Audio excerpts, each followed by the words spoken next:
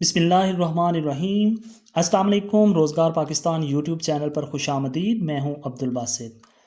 دوستوں، مارکیٹ میں روزانہ بے شمار نئے کاروبار شروع ہوتے ہیں، اور ایک ریسرچ کے مطابق نئے شروع ہونے والے 50% چھوٹے کاروبار اپنے ابتدائی 5 سالوں میں ناکامی سے دوچار ہو کر بند ہو جاتے ہیں اور نئے کاروباریوں اور تاجروں کو مایوسی کی کھائی میں گرا دیتے ہیں۔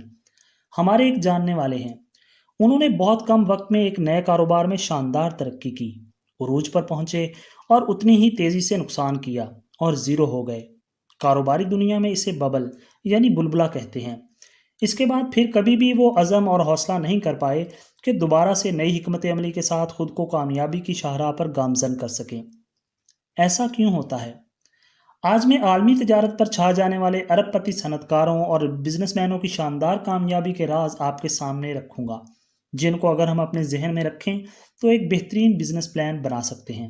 ایپل کے بانی اسٹیو جابز کا کہنا ہے کہ ان کی مکمل توجہ تعداد کی بجائے مصنوعات کے معیار پر ہوتی تھی۔ کامیابی کے حصول کے لیے انہوں نے نوجوان کاروباریوں کو یہی مشورہ دیا ہے کہ معیار تعداد سے بہتر ہے۔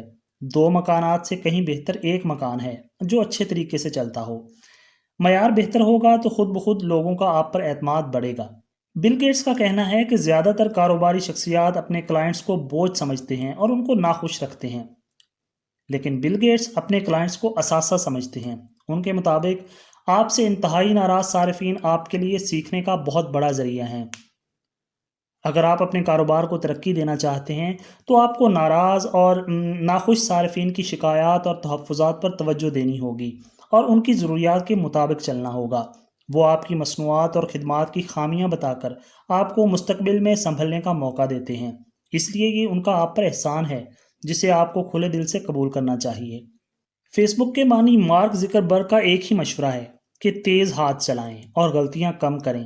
یقیناً غلطیوں سے سیکھ کر آپ کوئی حیرت انگیز کام کریں گے۔ بہت سی کمپنیاں بہت آہستہ چل کر اور بہت باریک بینی سے کام کر کے بہت کچھ گڑبڑ کر دیتی ہیں۔ جب آپ ایسی کوئی چیز جلدی نمٹانے کی کوشش کرتے ہیں تو آپ دونوں اطراف غلطیاں کرتے ہیں اور فوری طور پر جان لیتے ہیں کہ کہاں پر کسر رہ گئی ہے۔ دوبارہ وہی چیز آپ جلد از جلد مکمل کر کے دنیا کو حیران کر دیتے ہیں۔ تیز کام کرنے سے ہم زیادہ کام نمٹاتے ہیں اور تیزی سے سیکھتے ہیں، اور جب آپ کا کام کرنے کا انداز تیز ہوتا ہے تو آپ کی ڈلیوری بہت بہتر ہو جاتی ہے، جو کہ آپ کی کامیابی کی ضمانت بن جاتی ہے۔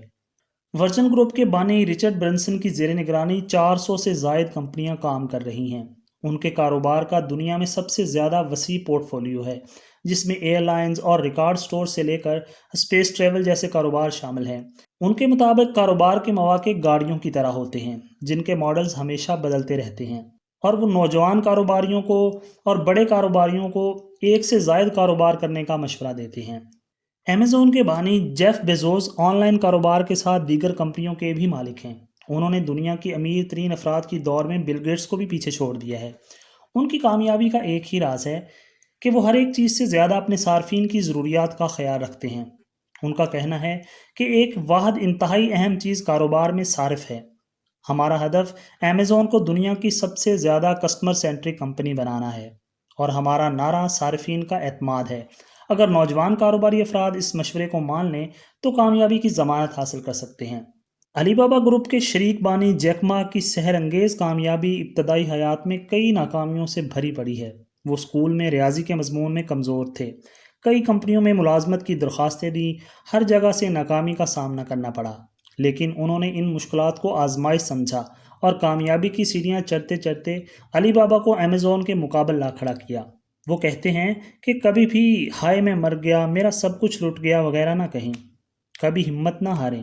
آج کل سے مشکل ہے، لیکن اگر آج کی فکر نہیں کی تو کل اس سے برا ہوگا، کل کے بعد سویرا ہوگا۔